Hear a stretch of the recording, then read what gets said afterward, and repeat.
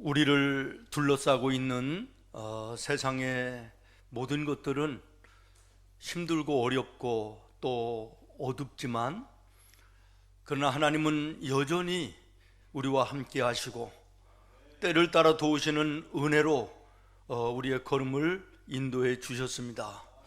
우리 앞에 이렇게 놓여 있는 풍성한 열매, 아름다운 열매, 그리고 많은 곡물들을 우리가 보면서 우리는 힘들고 어려운 가운데 있었지만 그 가운데서도 때를 따라 햇빛과 바람과 늦은 비와 이른 비로 아름답게 결실케 하신 하나님의 그 섭리하심과 함께 하심을 다시 한번 감사할 수 있는 이 감사절을 주신 것에 대해서 우리가 감사해야 될 것입니다. 오늘 본문 40절은 이렇게 시작합니다. 첫날에는, 이 첫날은 감사절의 첫날을 말합니다. 너희가 아름다운 나무 실과와 종려나무까지와 무성한 나무까지와 신의 버들을 취하여 너의 하나님 여호와 앞에서 이레 동안 즐거워할 것이라.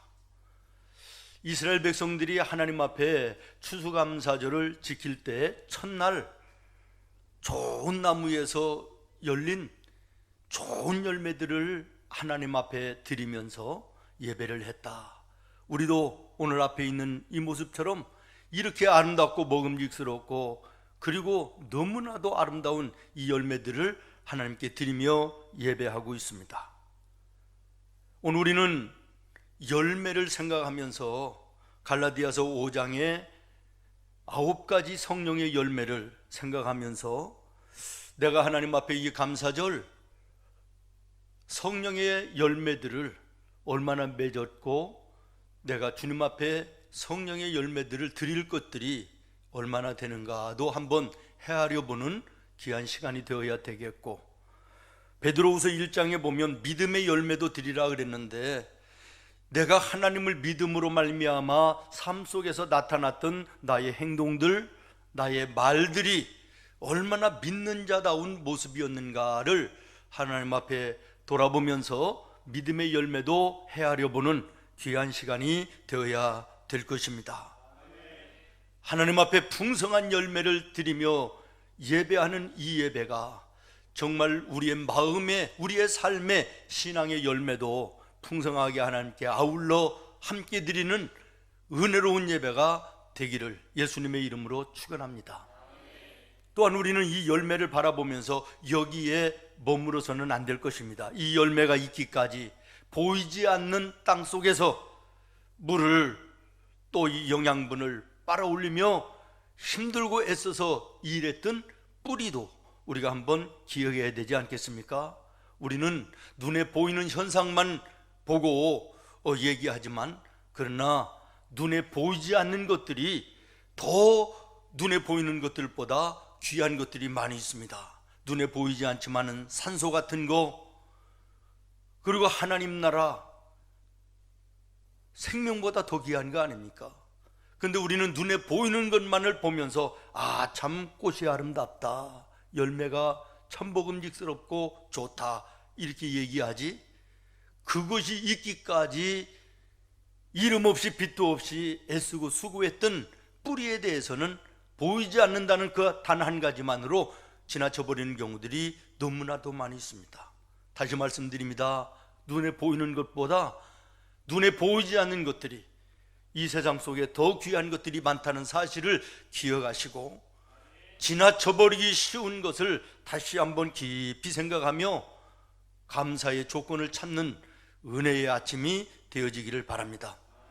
또 뿌리를 보면서 생각합니다. 나의 믿음의 뿌리는 내려야 될 곳에 제대로 뿌리 내리고 신앙의 길을 제대로 걸어가고 있는가도 살펴야 되겠습니다. 골로새서 2장 6절로 7절 말씀에 보면 그러므로 너희가 그리스도 예수를 주로 받았으니, 다시 말하면 예수 그리스도로 인하여 너희가 구원받아 하나님의 은혜를 입은 자가 되었으니, 그런 말입니다. 그 안에서 행하되 그 안에 뿌리를 박으며, 그 안이 어디입니까? 예수 그리스도 예수 안에 너의 믿음의 뿌리를 내려야 된다, 그런 말이에요. 세움을 받아 교훈을 받은 대로 믿음에 굳게 서서 감사함을 넘치게 하라. 그리스도 예수 안에 믿음의 뿌리를 내리고 너의 삶 속에서 감사를 넘치게 하는 생활을 하라라고 하는 것입니다. 그러면서 그리스도 예수 안에 믿음의 뿌리를 내린 자를 성경이 무엇라고 말씀하십니까? 시편 1편 3절에 보면 그가 어떤 사람입니까? 그리스도 예수 안에 믿음의 뿌리를 내린 사람은 시냇가에 심은 나무가 철을 따라 열매를 맺으며 그 잎사귀가 마르지 아니함 같으니 그가 하는 모든 일이 다 형통하리로다.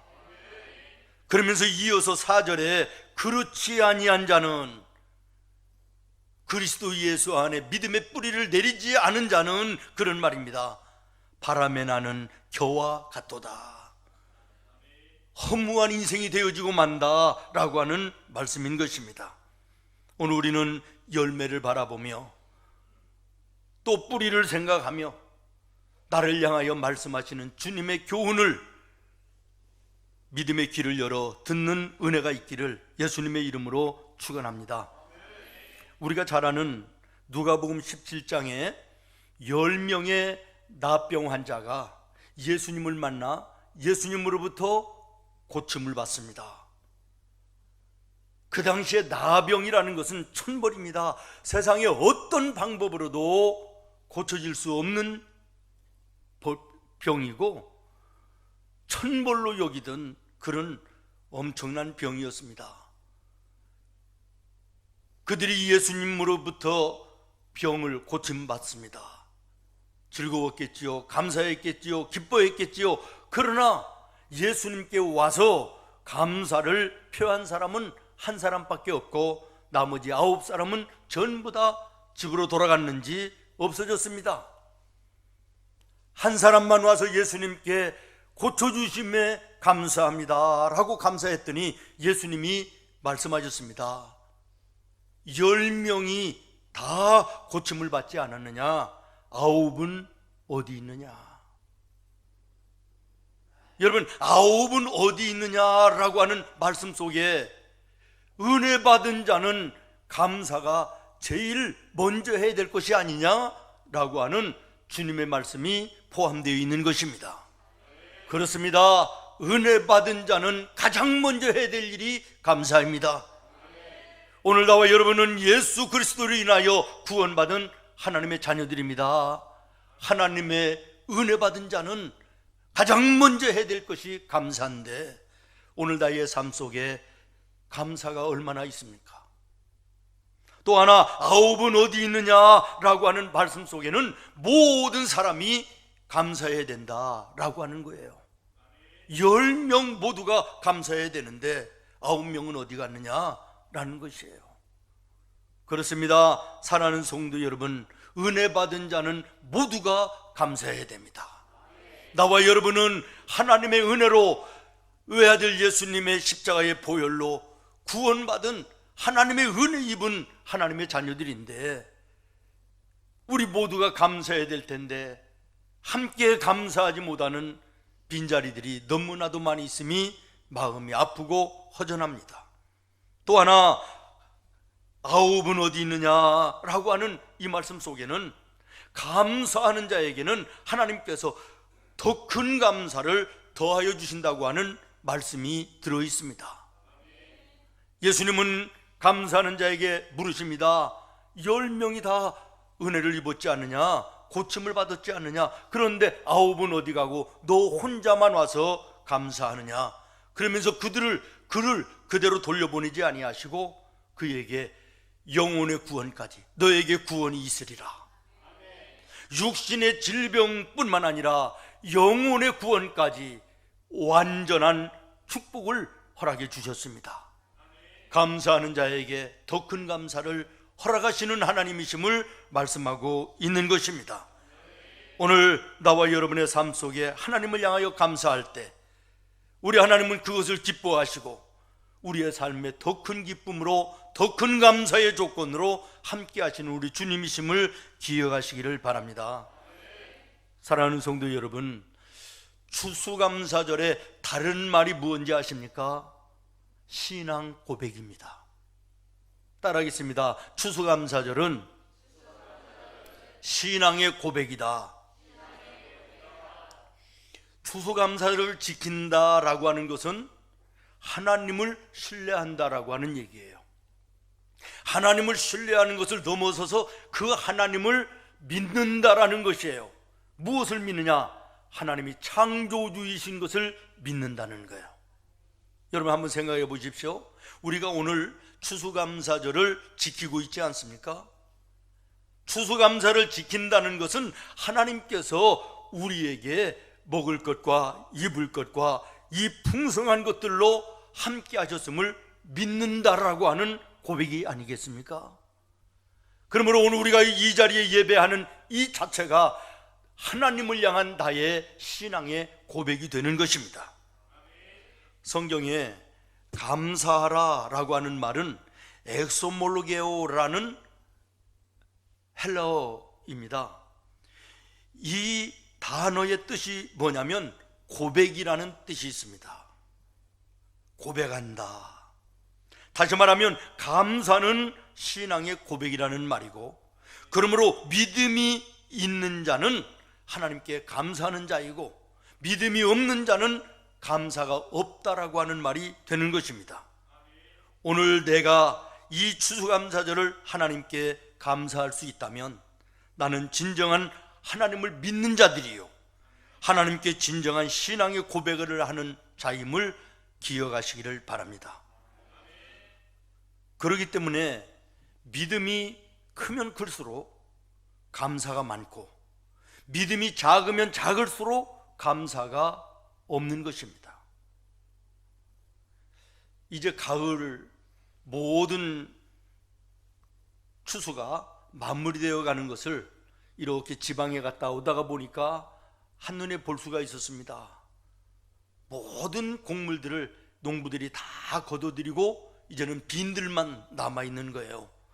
어린 시절에 우리 아버지의 농사 짓은 모습이 얼른 떠올랐습니다.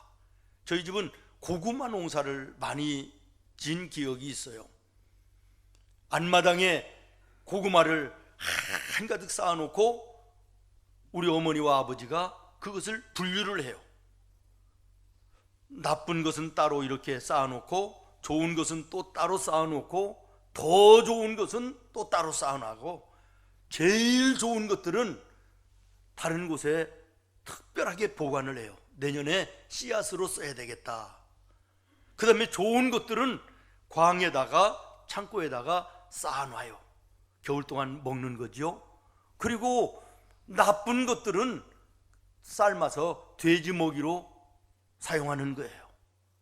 그 모습을 생각하면서 하나님이 농부시라면 나를, 내 신앙을 분류할 때 나는 어느 자리에 쌓이게 될까, 이런 생각을 해봤습니다. 정말 나는 가장 좋은 이런 최상급으로 하나님이 나를 인정하실까? 아니면 그저 좋은 것으로 그냥 쌓아놓으실까? 아니면 돼지밥이나 주는 이런 것으로 나는 버려지는 것이 아닌가? 뭐 이런 생각도 한번 해봤는데, 여러분은 어떠십니까? 하나님이 농부라고 생각하고 여러분의 신앙을 분류한다 그랬을 때 여러분은 어느 자리에 쌓일 사람들이냐라는 것이에요. 좋은 성도는 감사가 있는 성도가 좋은 성도입니다. 그러면 가장 훌륭한 성도는 어떤 사람이냐? 감사할 환경이 아닌데도 불구하고 감사할 조건을 찾아서 감사하는 사람이 최상의 성도라. 믿습니까? 이런 차원에서 제가 성경을 보니까요, 정말 믿음이 좋았던 성도들은요 전부가 감사하던 사람들이었더라고요. 우리가 잘 아는 욥, 인간으로서는 그야말로 감내하기 어려운 최고의 극한 고통의 상황 속에서도 여호와 하나님께 감사하고 찬송을 해요. 사방으로 원수들로부터 우겨쌈을 당하여 생명의 위협을 받던 다윗, 그 가운데서도 하나님, 내가 입술로 범죄하지 않기를 원합니다. 하나님, 나에게 이 환경 속에서도 원수들 앞에 나를 건져내 줄 것을 믿습니다. 그러면서 감사하며 찬송을 해요. 세상 모든 것이 전부 다 흉년이 들어서 빈손이에요. 외양간에도 소도 없고 밭에도 소출이 없고 완전히 흉년인데, 나는 하나님 계심에 하나님으로 인하여 나는 감사합니다. 하박국 선지자가 찬송하고 감사해요. 사자굴에 던져지는 생명의 위험 속에서도 다니엘은 하나님을 향하여 감사해요. 감옥에 던져져서 생명의 위협을 받던 바울, 그 어두운 감옥 속에서도 하나님께 찬송하며 감사해요. 모든 믿음의 위대한 사람들이 감사할 수 없는 환경 속에서 감사하더라라는 것이에요. 그러면 이들에게 하나님이 그대로 지나치셨느냐? 아니요. 여러분, 성경을 보십시오.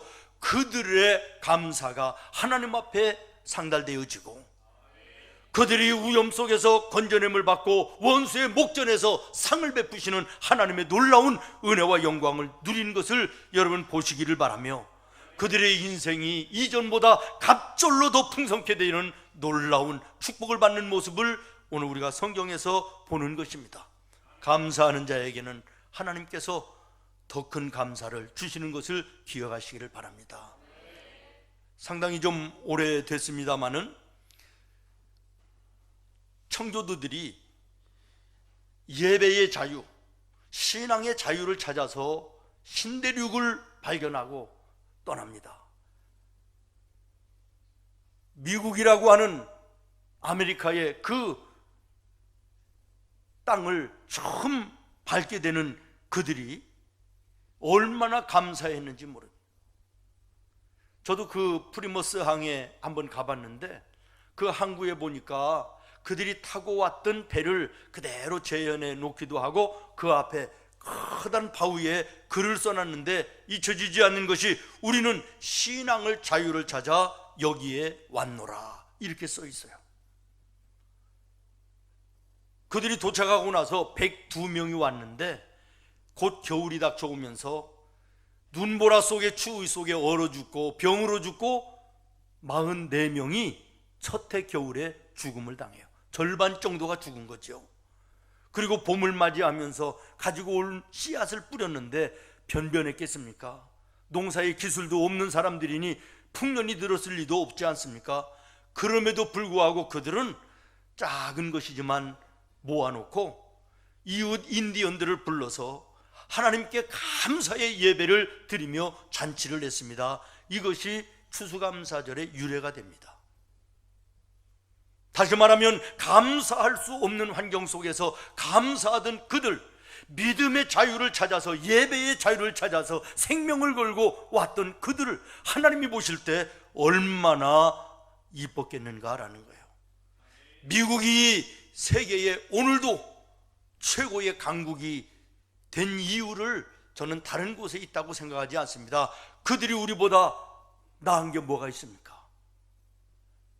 그들의 마음의 중심에는 하나님을 향한 하나님 제일 중심, 예배의 생명을 거는 그들의 믿음, 그리고 감사할 수 없는 여건 속에서도 감사의 조건을 찾아 이웃들과 함께 더불어 감사하는 그들의 모습이 하나님이 은혜 주시고 하나님이 복을 주시지 않으면 안 되는 아름다움이었음을 기억하시기를 바랍니다.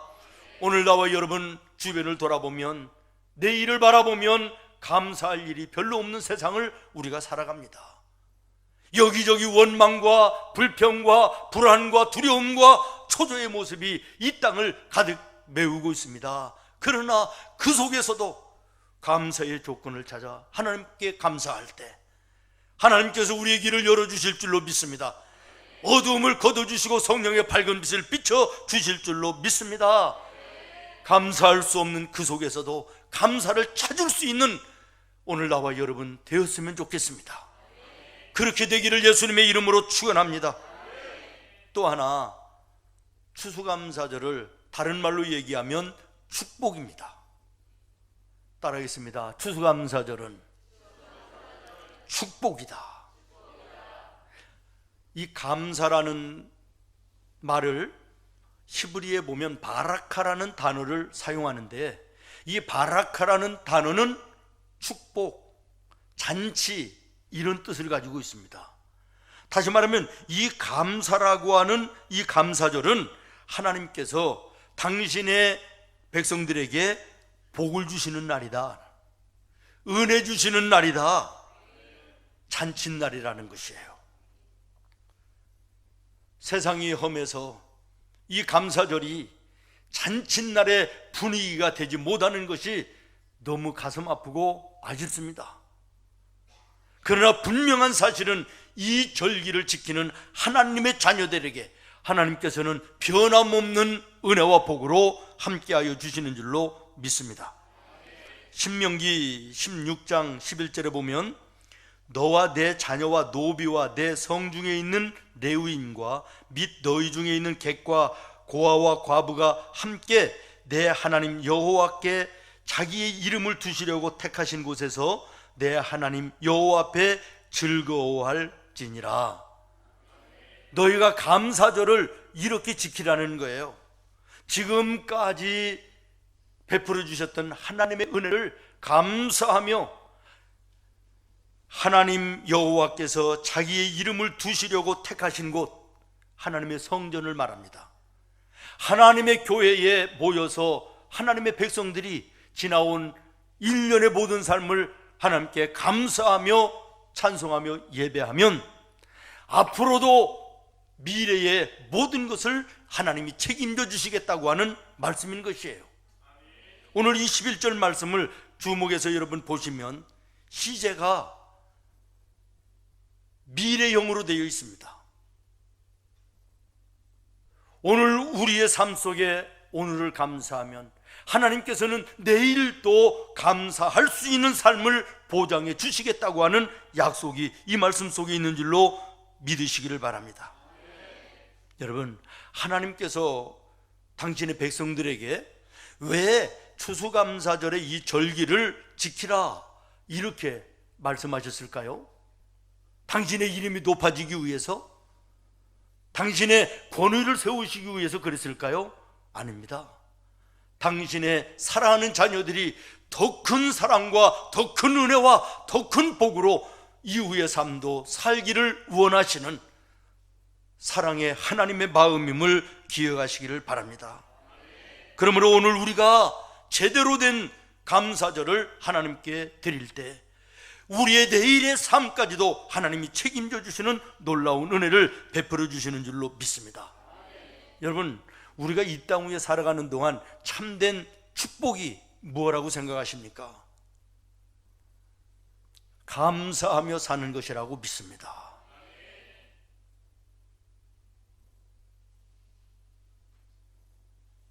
감옥에 있어도 그곳에 감사가 있으면 천국이 될 수 있고요,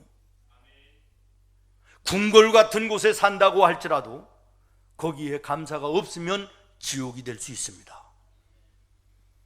70평, 100평짜리 아파트에서 호사스럽게 산다 할지라도 그곳에 감사가 없으면 지옥이 될 수 있고요, 단칸 사골세방에서 온 식구가 함께 살아도 거기에 감사가 있으면 천국이 될 수 있다는 것입니다. 잠언 17장 1절에 이렇게 말씀하십니다. 마른 떡 한 조각 놓고도 감사하며 화목한 것이 천국이고, 고기를 집에 가득 쌓아놓고 싸우고 다투는 그곳은 지옥이라는 것이에요. 여러분, 여러분의 가정은 천국입니까? 지옥입니까? 여러분의 삶은 천국입니까? 지옥입니까? 감사가 있는 곳은 그 어디나 하늘나라입니다. 조막이나 궁궐이나 예수님 모신 곳은 천국이 되는 것이에요. 모쪼록 여러분의 가정에 천국이 있기를 바라고, 오늘 하나님의 교회에서 천국을 맛보며 사는 나와 여러분 되기를 예수님의 이름으로 축원합니다. 디모데후서 3장 1절로 2절에 이런 말씀이 있습니다. 너는 이것을 알라. 말세에 고통하는 때가 이르면, 이제는 이 땅의 마지막이 온다라는 거예요. 말세가 온다라는 것이에요. 그때가 되면 사람들이 자기를 사랑하며 돈을 사랑하며 자랑하며 교만하며 비방하며 부모를 거역하며 뭐하지 아니하며 감사하지 아니하며. 말세가 되면 감사가 사라진다는 것이에요. 여러분, 이것을 개인적으로 축소해서 생각을 해보십시오. 감사가 없는 사람은 그 인생이 점점 쪼그라간다는 것이에요. 멸망의 자리로 나간다는 것이에요. 그러나 감사가 있는 사람은 그 삶이 날마다 더 풍성한 은혜의 삶으로 바뀌어 나감을 성경이 말씀하고 있는 것입니다. 오늘 내 인생 속에 가장 중요한 것이 무엇이며 가장 먼저 해야 될 것이 무엇인가를 오늘 우리는 이 감사절의 아침에 발견해야 될 것입니다. 여러분도 잘 아시는 대한민국의 최고의 석학입니다. 세계적인 인물이기도 합니다. 이어령 박사, 이제 연로하신데 그분 글을 읽다가 보면 이런 얘기가 있었습니다.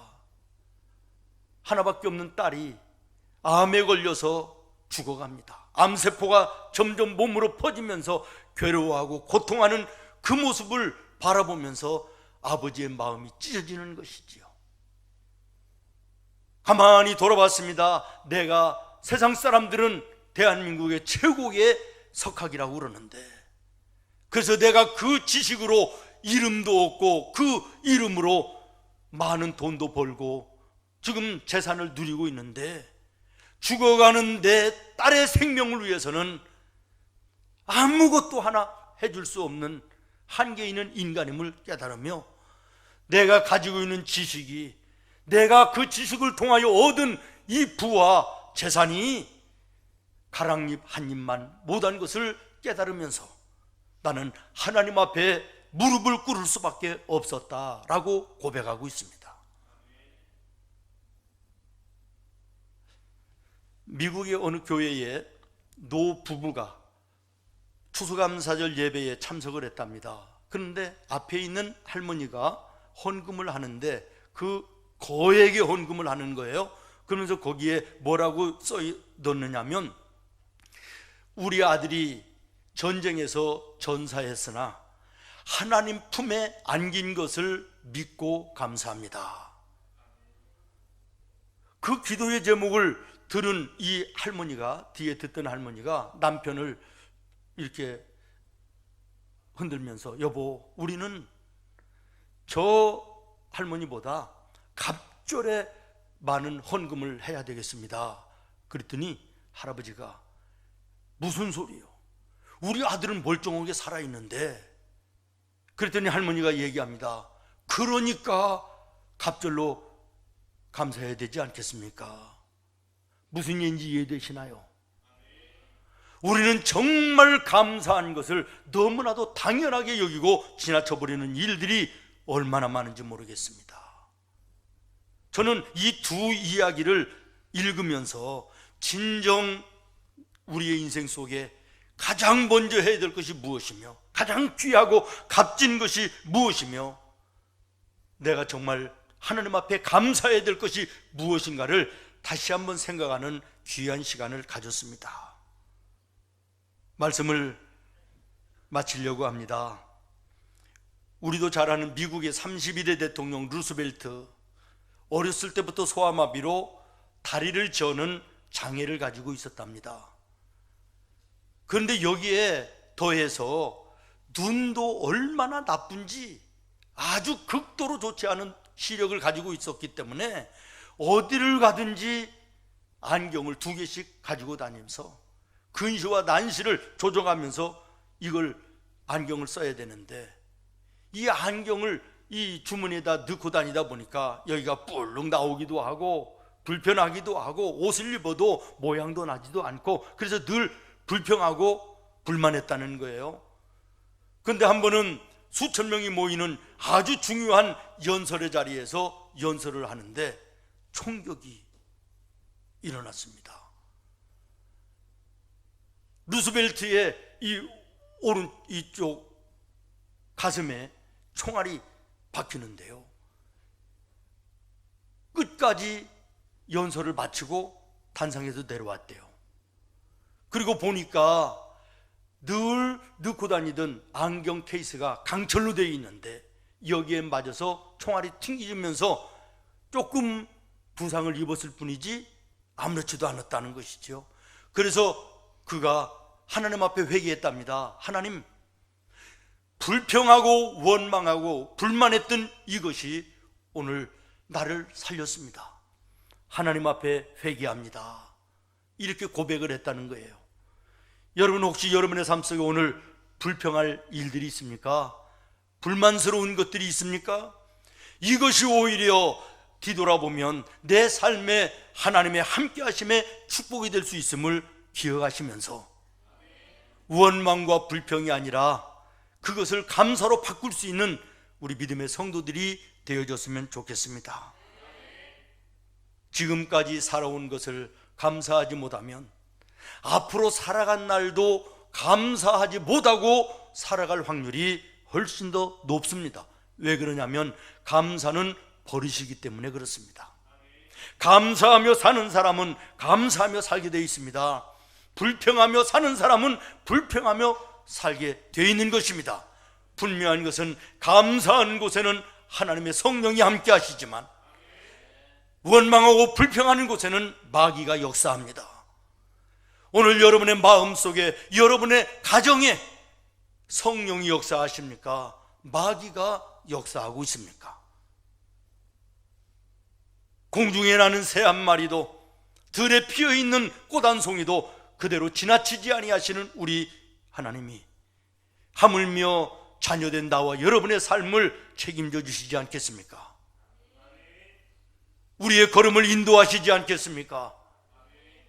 그 하나님을 믿음 안에 바라보며 감사가 회복되는 은혜가 있기를 예수님의 이름으로 축원합니다.